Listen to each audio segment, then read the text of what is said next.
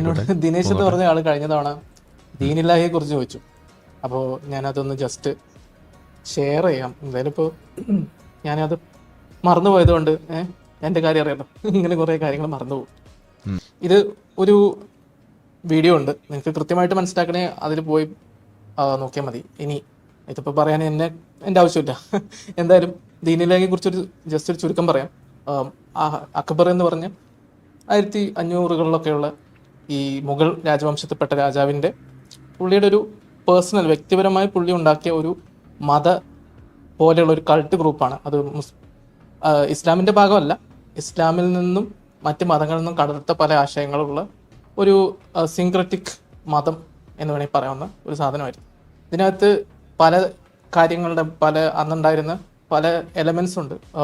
ഇപ്പോൾ സൂഫിസത്തിൻ്റെ കുറച്ച് കാര്യങ്ങളുണ്ട്. പക്ഷേ പൊതുവിൽ നോക്കിക്കഴിഞ്ഞാൽ അക്ബറിൻ്റെ വ്യക്തിപരമായ താല്പര്യത്തിന് പുറത്ത് പുള്ളിക്ക് തോന്നിയ കാര്യങ്ങളുടെ ഒരു പേഴ്സണാലിറ്റി കൾട്ട് എന്ന് പറയും. പുള്ളിക്ക് ഇഷ്ടപ്പെട്ട ആളുകളുടെയും കൂടി ഒരു രീതിയിൽ ഉണ്ടാക്കിയ ഒരു സാധനമാണ് ദീനില്ലാഹി. ഇതിന് തൗഹീദില്ലാഹി എന്നും പറയും. ഇതിൻ്റെ പ്രത്യേകത എന്ന് പറഞ്ഞിട്ട് പല കാര്യങ്ങളുണ്ട്. അതിലൊന്ന് നിങ്ങൾക്ക് അത്ഭുതം എന്ന് തോന്നും, വെജിറ്റേറിയനിസം ആണ്. പിന്നെ മറ്റ് മതങ്ങൾ, സൊറോസ്ട്രിയനിസം, ഹിന്ദുയിസം പോലുള്ള മറ്റ് മതങ്ങളിലുള്ള ആളുകളൊക്കെ ഉൾപ്പെടുത്തിക്കൊണ്ട് അവരുടെ മതങ്ങളുടെ ആശയങ്ങൾ പറയാൻ പുള്ളി എന്താണ് ഇതിൻ്റെ പേര്, എന്തൊരു ഖാനയാണ്. അപ്പോൾ അങ്ങനെ ഒരു പ്രത്യേക ഇടം പുള്ളി ഒരുക്കി കൊടുത്തു. അപ്പോൾ അക്ബറിൻ്റെ ചരിത്രം പരിശോധിച്ച് കഴിഞ്ഞാൽ തന്നെ, ഈ മതം നമ്മളോട് മാറ്റി വെച്ചാൽ തന്നെ, അക്ബറിൻ്റെ കാലഘട്ടത്തിൽ മുഗൾ രാജവംശത്തിൽ കുറച്ചുകൂടി സഹിഷ്ണുത എന്ന് പറയും, മതപരമായിട്ടുള്ള സൗഹാർദ്ദം എന്ന് വേണമെങ്കിൽ പറയാം, അങ്ങനെയുള്ള ഒരു താല്പര്യമുള്ള ഒരു വ്യക്തിയായിരുന്നു. പുള്ളിയുടെ ഭാര്യമാരും അവരിലൊക്കെ മറ്റ് മുസ്ലിങ്ങളല്ലാത്ത സ്ത്രീകളുണ്ടായിരുന്നു. അക്ബറിൻ്റെ കാലഘട്ടത്തിലാണ് ഞാൻ മനസ്സിലാക്കിയെടുത്തോളം ജിസിയ എന്ന പരിപാടി അതുവരെ ഉണ്ടായിരുന്നു. അക്ബറിൻ്റെ മുമ്പ് ഉള്ള ഭരണങ്ങളിലൊക്കെ മുഗൾ രാജവംശത്തിൽ ഉണ്ടായിരുന്ന ജിസിയ അക്ബർ 1500-കളിൽ ഒഴിവാക്കി കൊടുത്തു.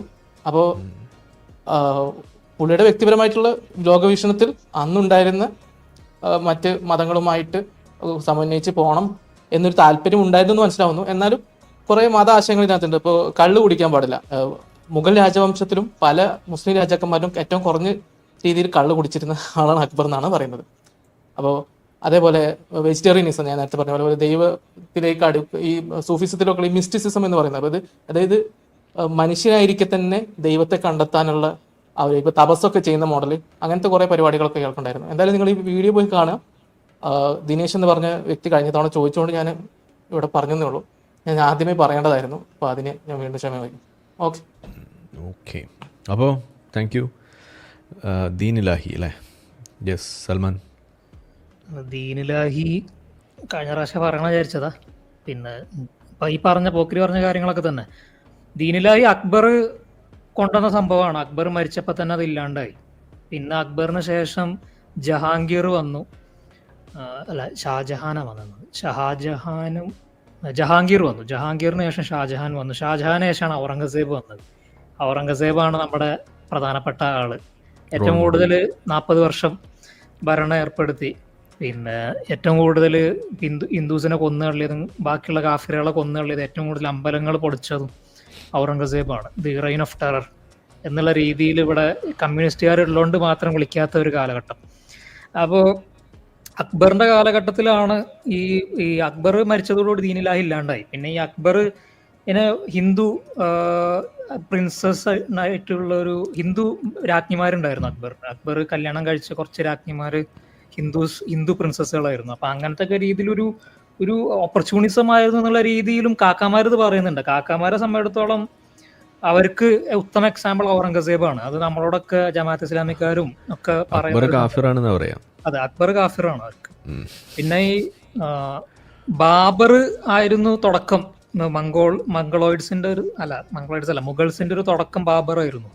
ബാബർ അത് കഴിഞ്ഞ് പിന്നെ ഹുമയൂൺ വന്നു. ഹുമയൂൺ കുറച്ചും കൂടി താരതമ്യേന ഒരു എന്താ പറയുക കുറഞ്ഞ ഒരു സംഭവമായിരുന്നു. അത്രക്ക് ഭീകരനായിരുന്നില്ല. ഹുമയൂൺ മരണത്തിന് ശേഷം ഹുമയൂൺ കഴിഞ്ഞിട്ടാണ് നമ്മുടെ അക്ബർ വരുന്നത്. അക്ബറാണ് ഈ പറഞ്ഞ പോലെ ഈ ഹിന്ദു സഖ്യം ഒരു മൾട്ടി റിലീജിയസ് സംഭവം കൊണ്ടുവരാനുള്ള ഒരു പരിപാടി ചെയ്തതാണ് അക്ബർ, ദീനിലാഹി എന്ന് പറഞ്ഞ സംഭവത്തിൽ. ഈ പറഞ്ഞ പോലെ സിങ്ക്രറ്റിക് ആയിട്ടുള്ള എല്ലാ മതങ്ങളിലെയും സംഭവങ്ങൾ കൂട്ടിയിണക്കിക്കൊണ്ട് കൊണ്ടുവരാൻ.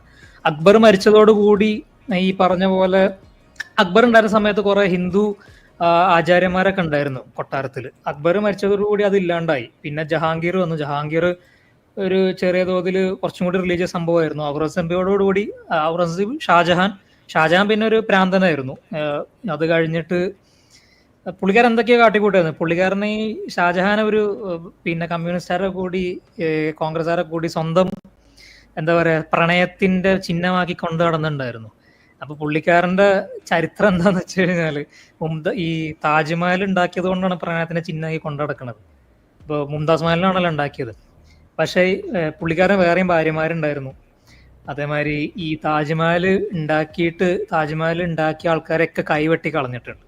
അതുപോലെ വേറെ സാധനം അവരുണ്ടാക്കാൻ പാടില്ല എന്ന് പറഞ്ഞിട്ട് അമ്മാതിരി പ്രാന്തനായിരുന്നു. അത് കഴിഞ്ഞാണ് ജഹാംഗീർ നമ്മുടെ ഇയാൾ വരുന്നത്, നമ്മുടെ പ്രധാനപ്പെട്ട ആള് ഔറംഗസേബ് വന്നതോടുകൂടി പിന്നെ ഒരു റിലീജിയസ് തിയോക്രസിയാണ് ഇവിടെ ഉണ്ടാവാൻ പോകുന്നത്. അപ്പോൾ ആ ഒരു സംഭവം, ആ ഒരു തിയോക്രസി ആയിരുന്നു പിന്നെ ഇവിടെ നടന്നുകൊണ്ടിരുന്നത്. തിയോക്രാറ്റിക് ഡിക്റ്റേറ്റർഷിപ്പ് ആയിരുന്നു. അതിന്റെ അടിസ്ഥാനത്തിൽ പിന്നെ ഔറംഗസേബ് ഈ പറഞ്ഞ പോലെ നമ്മുടെ ഇയാളെ ജയിലിലടച്ചു, ഷാജഹാൻ എന്നിട്ട് അവസാന കാലഘട്ടത്തിൽ മരണമടഞ്ഞത് ജയിലിൽ കിടന്നിട്ടാണ്. അങ്ങനെ കുറെ രസകരമായിട്ടുള്ള കാര്യങ്ങളുണ്ട്. ഔറംഗസേബ് മരിച്ചതോടുകൂടി മുഗളന്മാരുടെ ശക്തി കുറയാൻ തുടങ്ങി. ചരിത്രം പറയാണെങ്കിൽ പറയാനുണ്ട്. ചെറിയ തോതിൽ ഇതിനെ പറ്റി പറഞ്ഞപ്പോൾ അതും കൂടി കൂട്ടി ഇണക്കിയെന്നുള്ളൂ. ശരി, യെസ്, വളരെ നന്നായി. എന്നാലും ദീനിലാഹി കുറേ ആളുകൾക്ക് അറിയില്ല ഇതൊന്നും കാര്യങ്ങൾ. പിന്നെ നമ്മളെപ്പോഴും പറയുന്നത് പോലെ ഇത് നിങ്ങൾക്ക് കിട്ടിയിട്ടുണ്ടെങ്കിൽ അന്വേഷിച്ചാൽ കിട്ടാവുന്ന എല്ലാ വഴികളും ഇന്നിവിടെ ഉണ്ട്, നിങ്ങൾക്ക് ഉപയോഗിക്കാം. ഇപ്പോൾ ഗൂഗിൾ തപ്പുക എന്ന് പറയുന്നത് വലിയ കുഴപ്പമില്ല. Chat GPT ഉപയോഗിക്കുമ്പോഴേ പ്രശ്നമുള്ളൂ.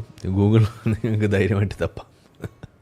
അപ്പോൾ നിങ്ങൾ ഗൂഗിൾ തപ്പിക്കോ, എന്നിട്ട് കണ്ട് കൂടുതൽ വായിക്കുക പഠിക്കുകയൊക്കെ ചെയ്യുക. വളരെ നല്ല കാര്യമാണ്.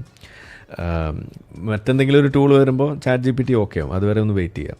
അപ്പോൾ അതുവരെ നിങ്ങൾക്ക് തൽക്കാലം ഗൂഗിൾ ഉപയോഗിക്കാം. നമ്മളെ വീഡിയോ കണ്ടുകൊണ്ടിരിക്കുന്ന ആളുകൾ ചാനൽ സബ്സ്ക്രൈബ് ചെയ്തിട്ടില്ല എന്നുണ്ടെങ്കിൽ അത് ചെയ്ത് നമ്മളെ സപ്പോർട്ട് ചെയ്യുക. മറ്റു രീതിയിൽ സപ്പോർട്ട് ചെയ്യാൻ ആഗ്രഹിക്കുന്ന ആളുകൾക്ക് അതിൻ്റെ ഡീറ്റെയിൽസ് ഡിസ്ക്രിപ്ഷനിലുണ്ട്. നിങ്ങളുടെ ഓരോ ലൈക്കും ഷെയറും അതുപോലെ കമൻ്റ് ഇടുന്നതും ഈ വീഡിയോ അതിൻ്റെ താഴെ വരുന്ന കമൻറ്റുകൾക്ക് നിങ്ങൾ പ്രതികരിക്കുന്നതെല്ലാം തന്നെ വീഡിയോയുടെ റീച്ച് കൂടുന്നതിന് വലിയ തോതിൽ ഉപകാരപ്പെടുന്ന സംഗതിയാണ്. അപ്പോൾ അതുകൊണ്ട് അതിൽ നിങ്ങൾ ഏർപ്പെടണം എന്നും കൂടി ഞാൻ അഭ്യർത്ഥിക്കുകയാണ്. മറ്റുള്ള രീതിയിലുള്ള സപ്പോർട്ട് തുടർന്നും നിങ്ങളുടെ ഭാഗത്തുനിന്നുണ്ടാവും എന്ന് പ്രതീക്ഷിക്കുന്നു.